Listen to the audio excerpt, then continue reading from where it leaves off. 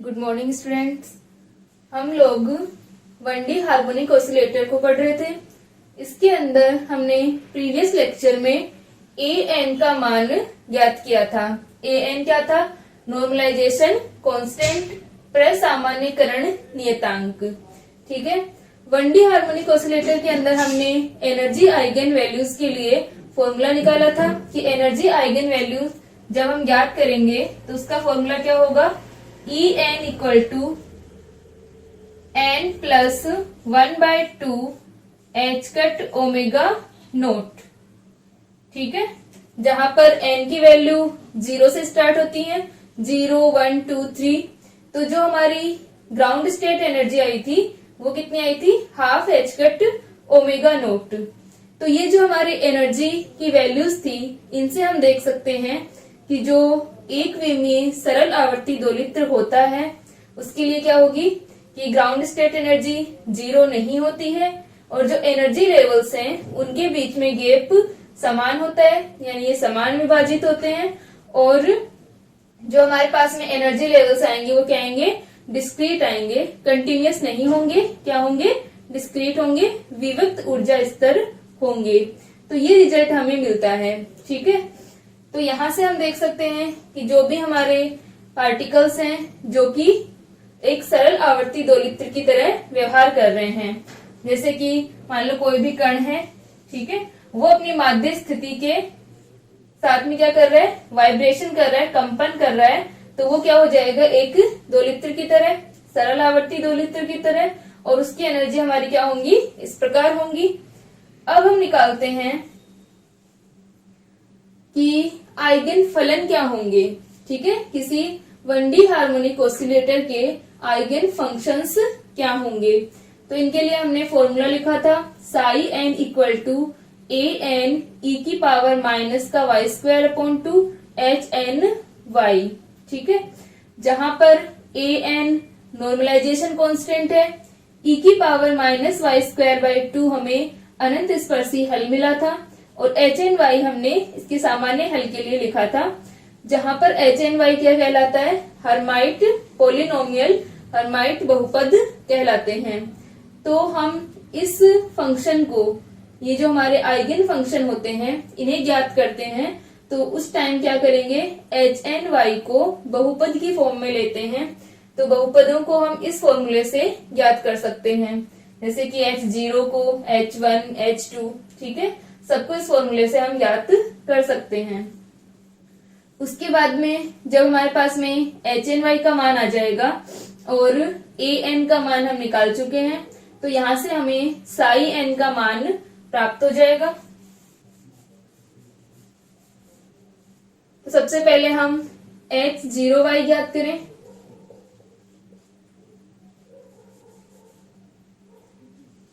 n equal to 0 के लिए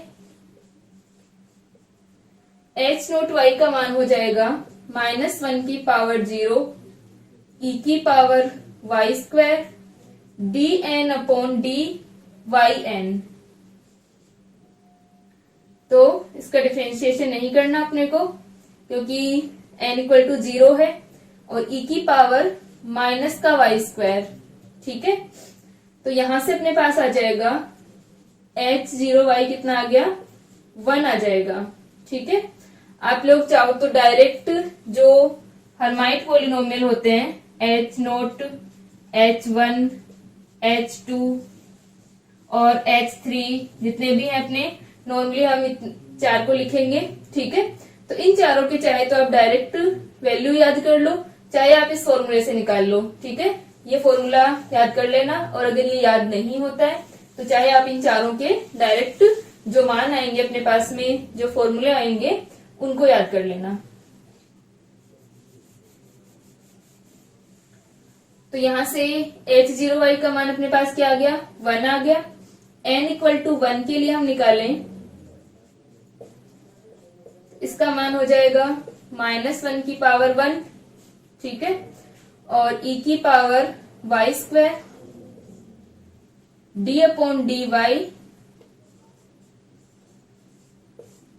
e की पावर -y²।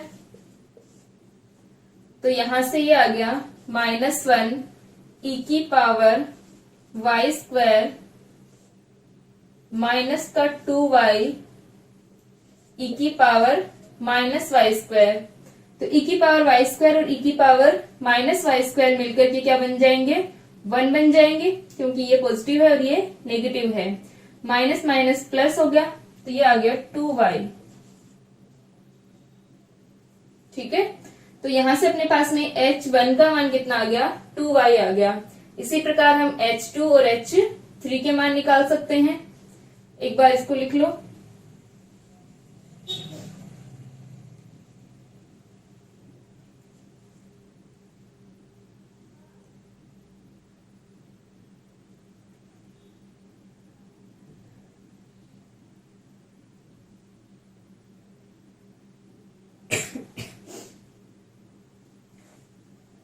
ठीक है, यहां तक हो गया।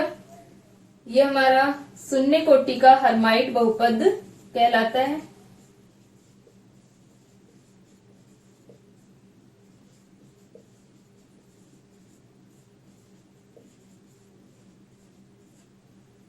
ये अपना प्रथम कोटि का हर्माइट बहुपद।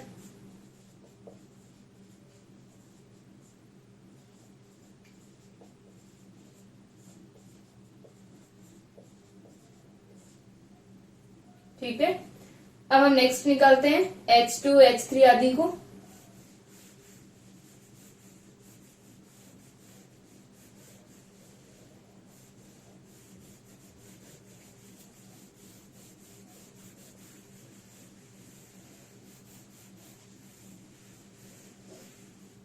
तो यहां से अपने पास आ जाएगा H2y,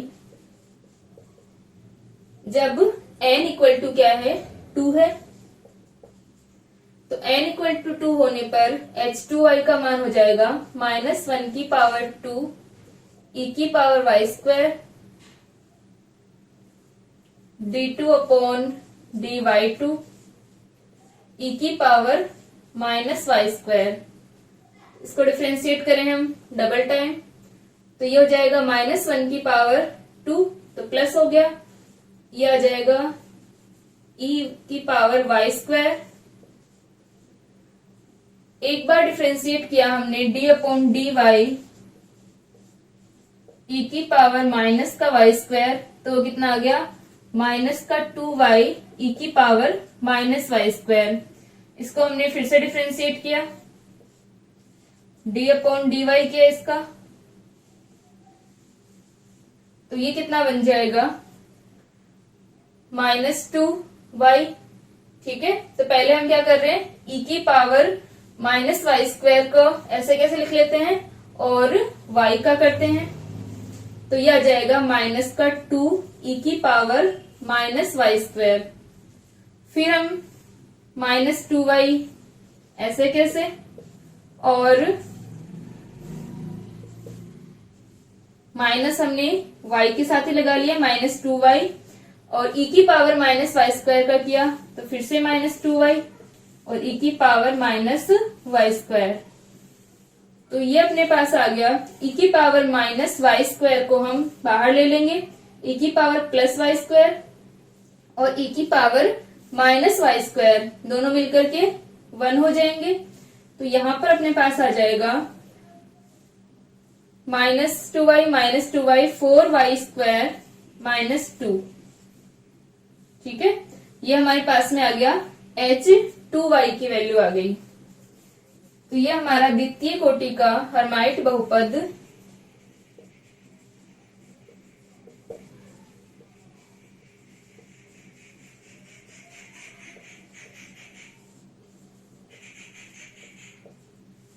ठीक है, द्वितीय कोटि का हर्माइट बहुपद कहलाता है, या हम इसको ऐसे लिख लेंगे, द्वितीय कोटि का हर्माइट बहुपद। ठीक है, नेक्स्ट हम H3y निकालें। तो H3y अपने पास क्या आएगा कि यहाँ पर हम n इक्वल टू 3 रख दें। n इक्वल टू 3 रखने पर अपने पास में H3y की वैल्यू आ जाएगी।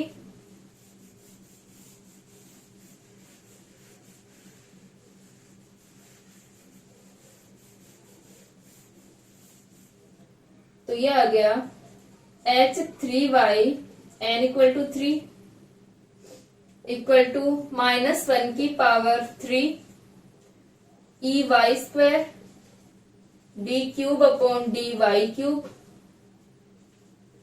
ई की पावर -y स्क्वायर। ठीक है, ये अपने पास आ गया। तो जब हमने इसका D cube upon D Y cube करना है तो -1 की पावर 3 ई वाई स्क्वायर, और जब अपन ने इसका D square upon D Y square निकाला था ई की पावर -y स्क्वायर का, तो अपने पास क्या आया था, माइनस का 2y और प्लस का 4y स्क्वायर। ठीक है, ये अपने पास आया था, और साथ में क्या था, ई की पावर माइनस का y स्क्वायर मल्टीप्लाई में था इसके। ठीक है, तो ये आ जाएगा माइनस का 2y D upon D Y, और इसके साथ में था माइनस का 2y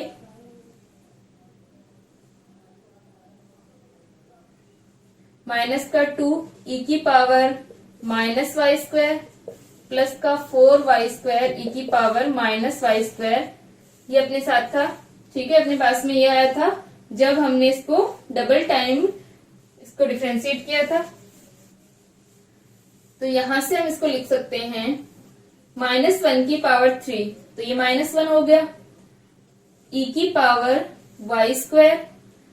अब यहां से d अपॉन डी वाई हमें इसका करना है, तो ये कितना आ जाएगा, एक तो अपना बन जाएगा 4y स्क्वायर -2 और मल्टीप्लाई में ई की पावर -y स्क्वायर और d अपॉन डी वाई, तो ये बन जाएगा माइनस ई की पावर y स्क्वायर।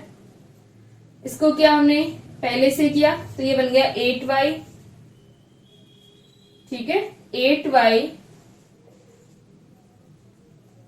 और ये अपना रह जाएगा माइनस का 2। ठीक है, और ई की पावर -y स्क्वायर। फिर उसके बाद में ये ऐसे कैसे आ जाएगा, प्लस 4y स्क्वायर -2 और ई की पावर -y स्क्वायर का किया, तो ये कितना बन गया, माइनस का 2y और ई की पावर -y स्क्वायर। ठीक है, तो यहां से अपने पास में आ गया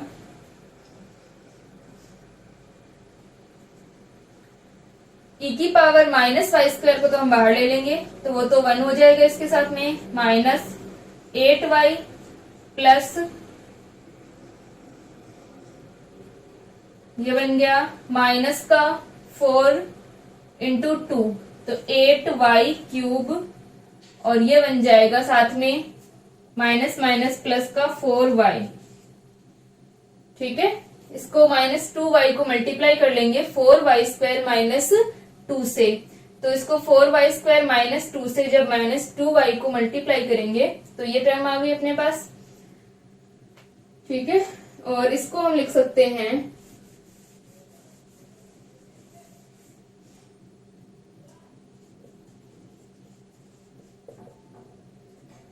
8 और 4 12 हो गए, और ये 8y क्यूब है, बाहर एक माइनस है तो ये प्लस हो जाएगा और ये दोनों माइनस हो जाएंगे, तो अपने पास मान आ गया 8y क्यूब -12y। ठीक है, ये H3 का मान आ गया। ठीक है, इसको लिख लो।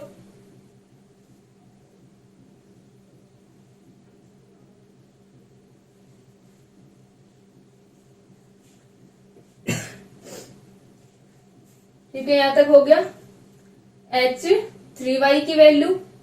अब हमारे पास में जो हर्माइट पॉलिनोमियल आए हैं उनको हम एक साथ लिख लेते हैं।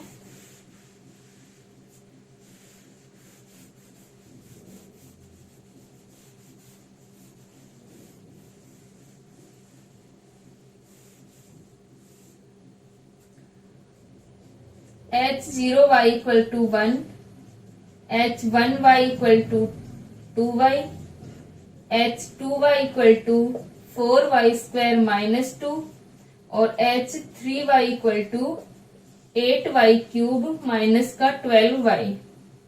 ठीक है, ये हमारे पास में हर्माइट पॉलिनोमियल आए हैं। इनको हम यहाँ रख करके वैल्यू निकालते हैं, वेव फंक्शंस निकालते हैं। ठीक है, तो आइगन फलन क्या हो जाएंगे? आइगन फलन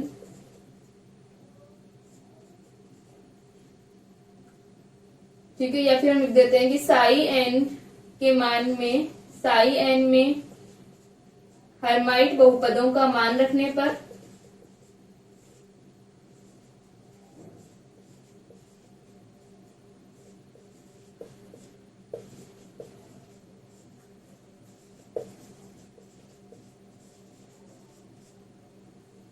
तो हर्माइट पोलिनोमियल की वैल्यू यहां पर पुट करते हैं, तो ये बन जाएगा psi n equal to a n क्या था? अल्फा अपॉन रूट पाई 2 की पावर एन फैक्टोरियल एन की पावर हाफ, और एच एन वाई का मान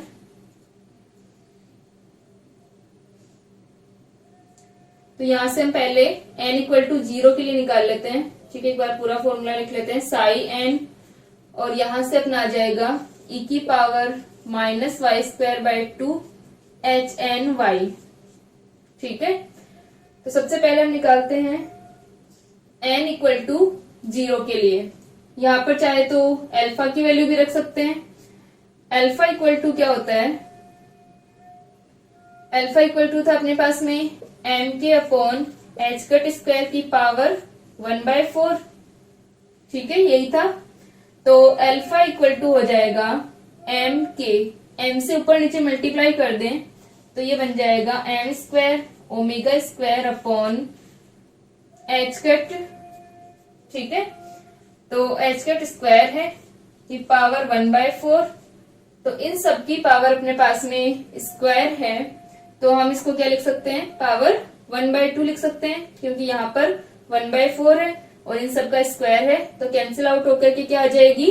alpha equal to m omega upon h cut की पावर 1/2।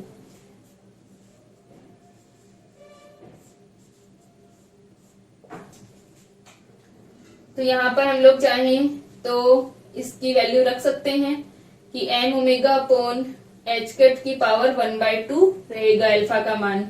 एक बार हम अल्फा ही रखते हैं, फिर अल्फा की वैल्यू रख करके इनको लिख लेंगे।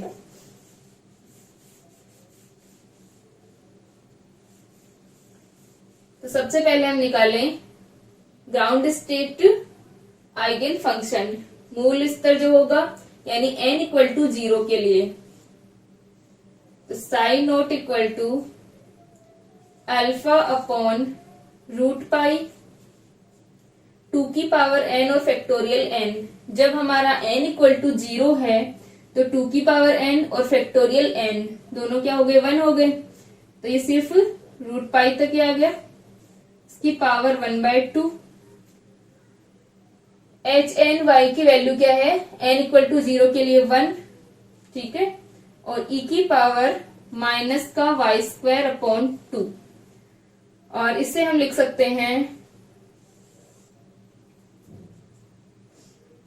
अल्फा अपॉन रूट पाई की पावर 1/2 e की power minus y square by 2।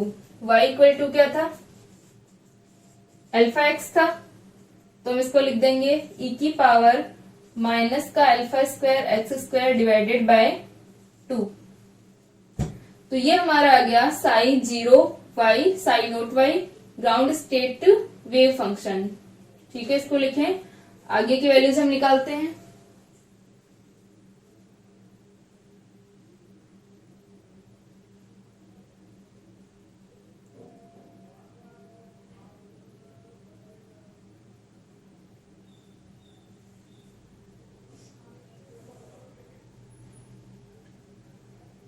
ठीक है, यहां तक आ गया।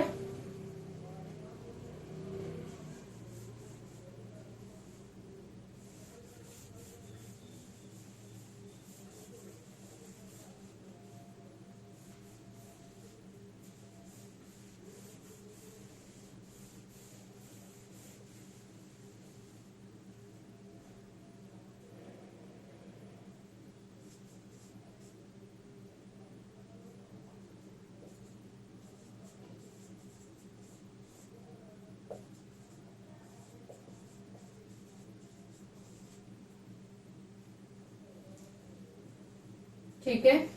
अब इसके बाद हम निकालते हैं साई 1 की वैल्यू। तो n इक्वल टू 1 के लिए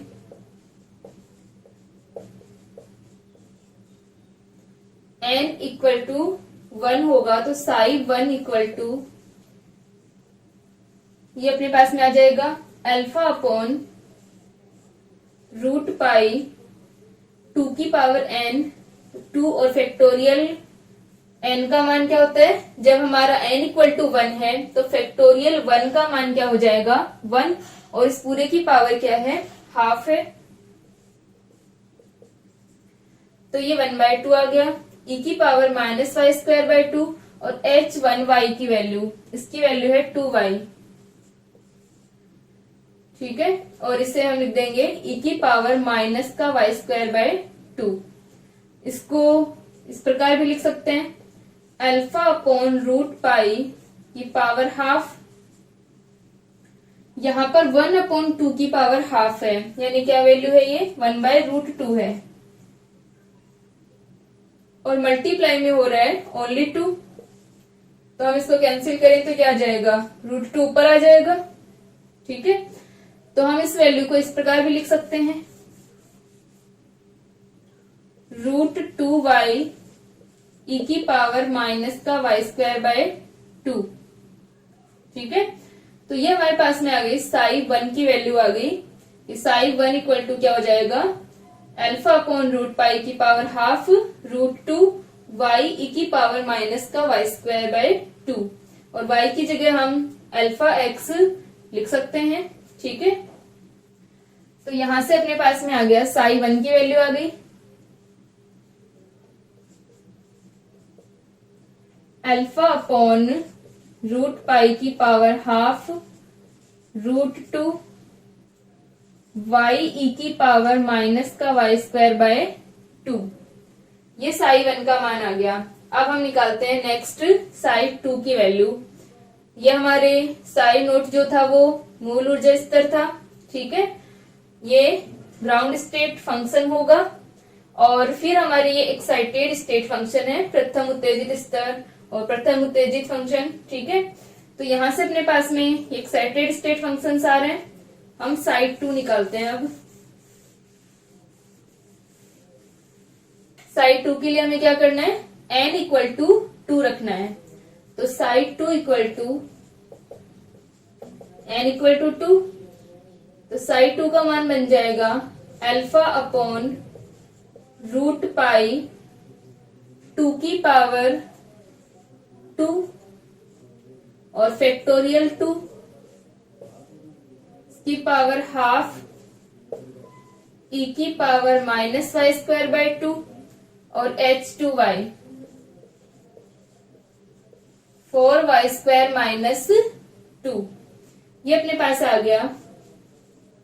तो psi 2 equal to alpha upon 2 की पावर 2 और फैक्टोरियल 2, यानी कितना बन गया, 8 बन गया। 4 यहां से आ जाएगा और फैक्टोरियल 2 है अपने पास, तो ये आ गया 8 रूट पाई की पावर 1/2। ये आ गया 4y²-2 e की पावर -y²/2। ठीक है, ये हमारे पास में आ गया साइड 2 का मान। इसी प्रकार हम निकाल लेंगे साइड 3। साइड 3 के लिए हमें क्या करना है, यहाँ पर n की जगह 3 रखना है। ठीक है, इसको लिख लो।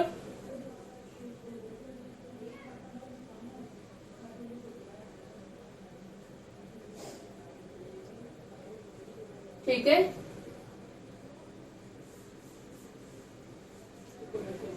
तो इसी प्रकार हम साई 3 निकाल लेंगे। इसको थोड़ा सोल्व करना चाहो तो साइड 2 इक्वल टू ये बन जाएगा अल्फा अपॉन रूट पाई की पावर हाफ।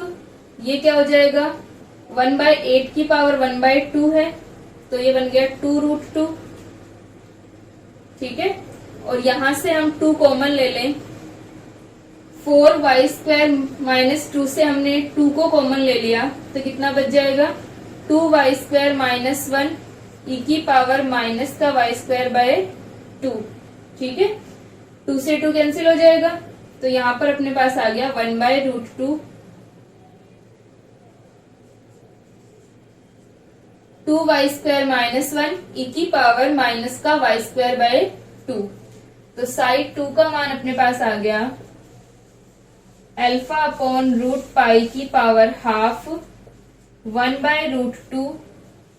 ठीक है, अल्फा अपॉन रूट पाई की पावर हाफ 1/√2 2y² माइनस 1 ई की पावर माइनस का y² बाय 2। ठीक है, ये हमारे पास साइड 2 का मान आ गया। इसी प्रकार अब हम निकालते हैं साइड 3 का मान।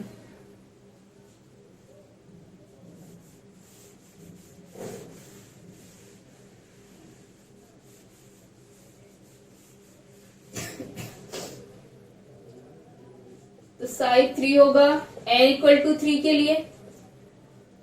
n = 3 जब हम रखेंगे तो an के अंदर अल्फा अपॉन रूट पाई 2 की पावर 3 और फैक्टोरियल 3 की पावर हाफ। तो ये बन जाएगा अल्फा अपॉन रूट पाई और 2 की पावर 3 √3 की पावर हाफ और साथ में अपने पास में h3y की वैल्यू 8y³ माइनस 12y और ये अपना बन जाएगा ई की पावर माइनस का y² बाय 2। ठीक है, तो इसमें से side 3 = alpha upon root pi 1/2 की पावर 3। 2 की पावर 3 कितना होता है? 8 होता है। और फैक्टोरियल 3 कितना हो जाएगा? 6 हो जाएगा।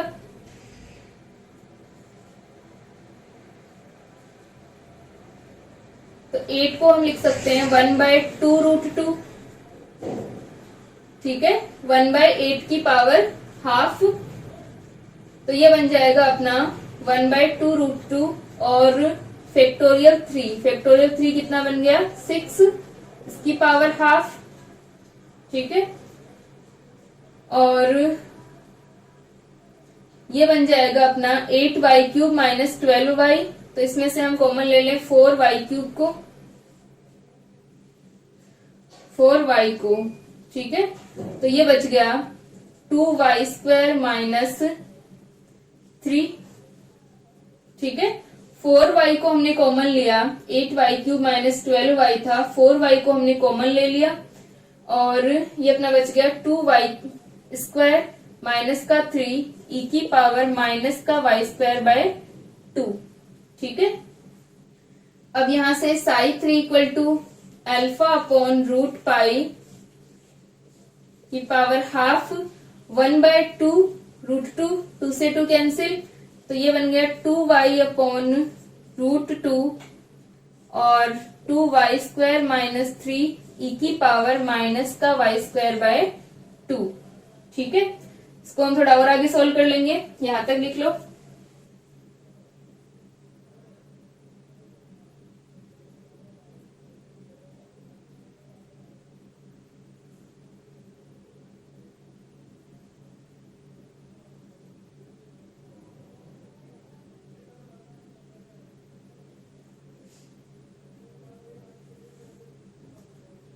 ठीक है, यहां तक हो गया। अब ये वाली जो हमारी स्टेप आ रही है इसको हम थोड़ा सा और सोल्व कर लेते हैं।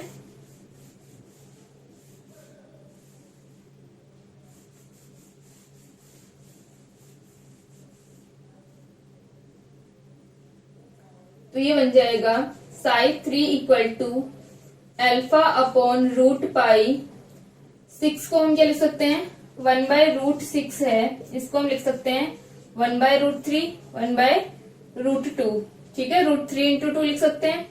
तो एक √2 बाहर है और एक ये वाला √2, तो √2 का स्क्वायर हो जाएगा तो वो 2 बन जाएगा। ठीक है, तो ये अपना आ गया इसकी पावर 1/2 1/√3 और ये वाला √2 और ये वाला √2 मिलकर के क्या बन जाएंगे?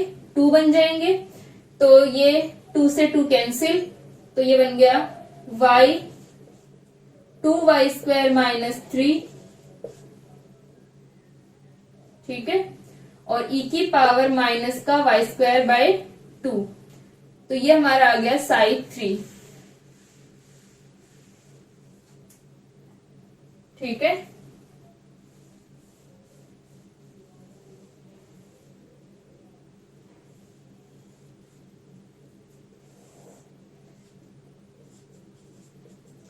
साइड 3 की वैल्यू आ गई अल्फा अपॉन रूट पाई की power half 1/√3 y 2y² minus 3 e की पावर माइनस का y²/2।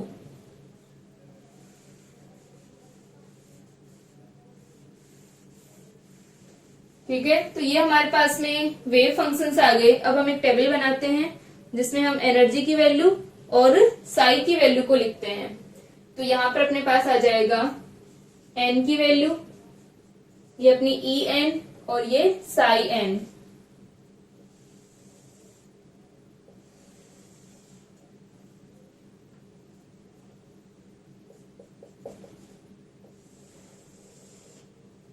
एन इक्वल टू 0 के लिए ई नोट क्या था?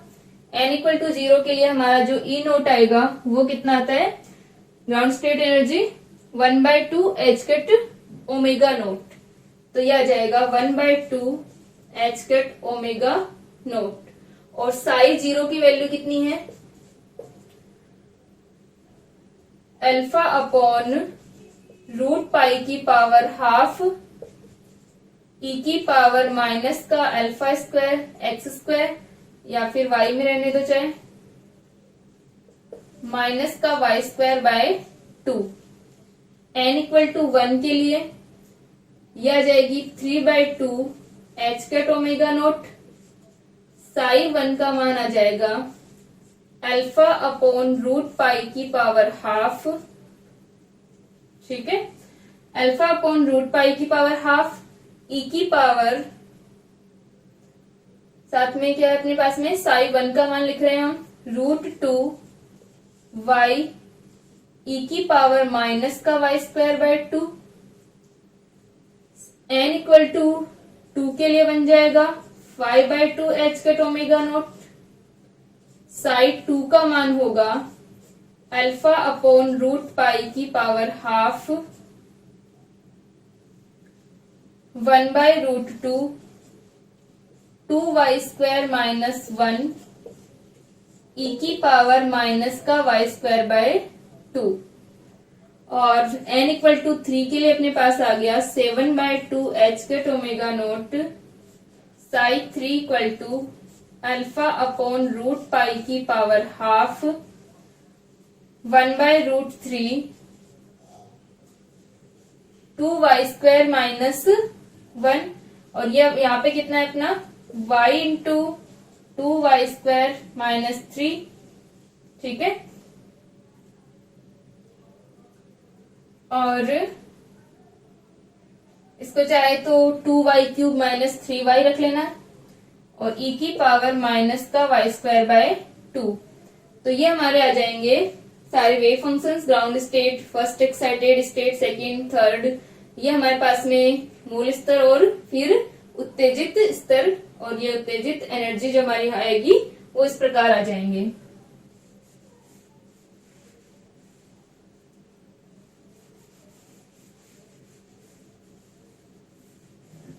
ठीक है, तो इसको एक बार टेबल के फॉर्म में लिख लें, इस तरह टेबल बना के।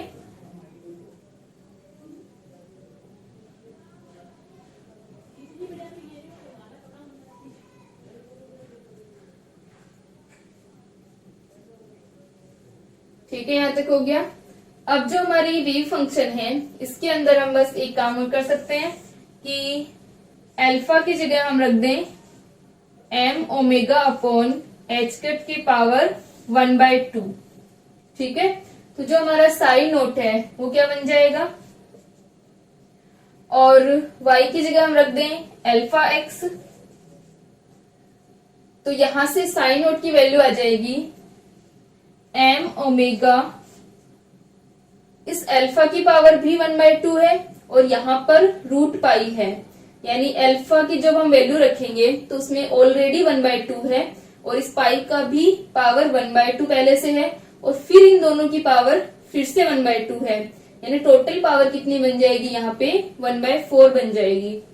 तो हम लिख सकते हैं m omega upon pi h cut की पावर 1/4, ठीक है।